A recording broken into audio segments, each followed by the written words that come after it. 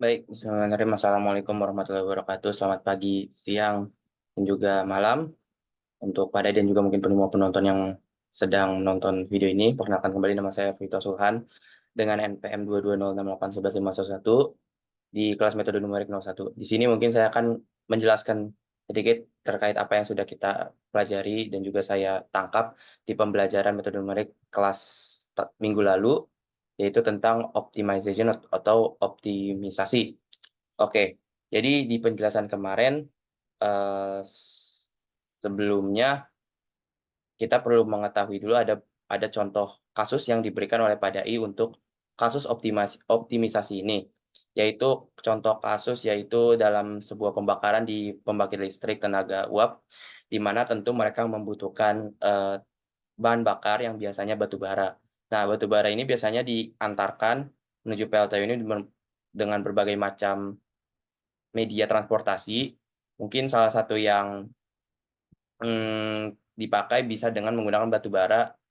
Nah, biasanya transportasi menggunakan batu bara, menggunakan kereta api ini biasanya menggunakan wagon, di mana wagonnya ini membawa batu bara dan di mana batu bara ini, saat berjalan pasti mengeluarkan sebuah polusi udara yang tentu mengganggu udara, orang-orang sekitar dan juga bahkan pekerjanya. Sehingga sebelum perjalanan atau saat perjalanan dan sampai di pembangkit listriknya, batu bara itu pasti akan dibasahi.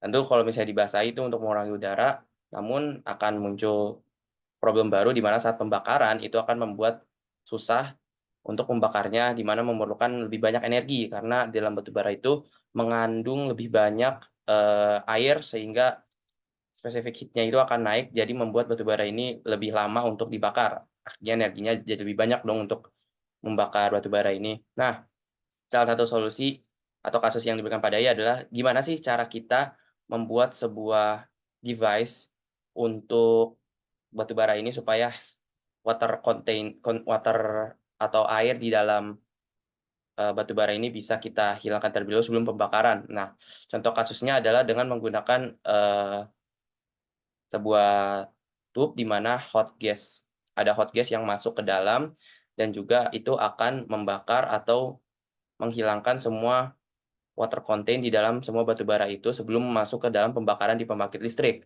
Nah, pada di sini ingin kita menggunakan konsep Die+5 dalam optimalisasi untuk valve di, eee, pipa ini, sehingga valve ini bisa mengatur mana sih yang lebih optimal untuk udara bisa masuk ke dalam untuk membakar atau menghilangkan semua air yang ada di dalam batu bara.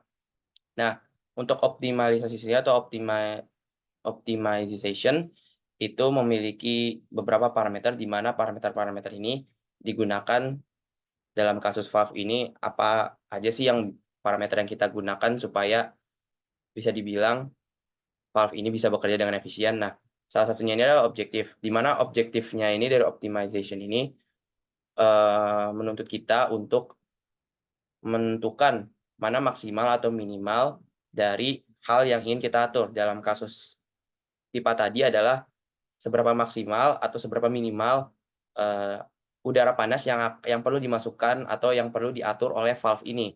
Kemudian selanjutnya adalah constraint, di mana itu adalah keterbatasan, yang di mana di sini kita bisa membuat sebuah keterbatasan asumsi untuk pipa ini memiliki volume yang sekian serta, eee, maaf, panas yang keluar dari pipa ini bisa kita asumsikan atau kita bataskan berapa saja supaya optimalisasi ini untuk pipa ini bisa maksimal. Dan yang terakhir ada variabel, di mana variabel ini mempengaruhi desain dari, eee, pipa ini. Nah, untuk kasus ini bisa kita gunakan Die+5 di mana Die5 maaf, di mana kita bisa menggunakan intention yang pertama, intention terlebih dahulu, yaitu mengapa atau kenapa di sini intention kita adalah mencari sebuah proses proses pembakaran yang optimum untuk pipa ini, di mana seperti yang kita tahu semua every single work is due to God, artinya semua pekerjaan meski itu mulai dari energi sampai apa pun yang kita lakukan, itu tergantung oleh Tuhan. Makanya dari itu, kita sudah pasti harus membuat mana yang optimal supaya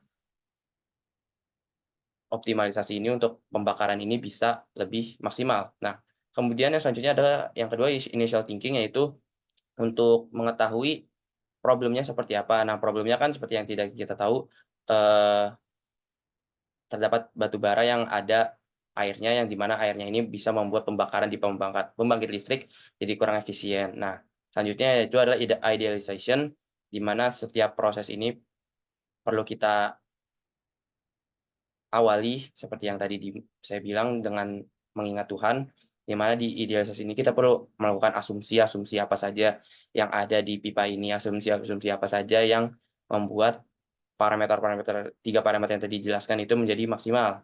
Kemudian terakhir ada instruction, di mana langkah-langkah untuk, menyelesaikan masalah tersebut dengan solusi yang spesifik. Mungkin itu beberapa hal yang tentang optimization yang sangat terkait kasus tadi, terkait kasus batu bara yang ingin dibakar di pembangkit listrik. Dan ini juga sedikit berhubungan dengan product design, di mana, kita sendiri sebagai engineering harus membuat sebuah produk yang efisien serta, reliable atau handal. Seperti yang kita tahu, makanya tadi sudah saya jelaskan, berdasarkan apa yang saya tangkap yang dijelaskan oleh Pak Dai, yaitu optimization. Karena ini akan mempengaruhi finance atau ekonomiknya, kemudian safety-nya dan juga environment-nya. Jadi pada akhirnya optimization yang kita lakukan untuk produk apapun itu harus menggunakan metode yang dijelaskan Pak Dai supaya bisa maksimal dalam segi engineering-nya, supaya efisien dan handal, finance dan juga bisa bertahan di ekonomiknya, maksudnya bisa bertahan secara marketingnya, kemudian bisa safety menjaga keamanannya, serta ramah lingkungan dan juga menjaga environment-nya. Mungkin itu beberapa hal yang saya dapatkan dan saya tangkap dari penjelasan dari Pak Dai di kelas metode numerik sebelumnya. Kurang lebihnya mohon maaf. Wassalamualaikum warahmatullahi wabarakatuh.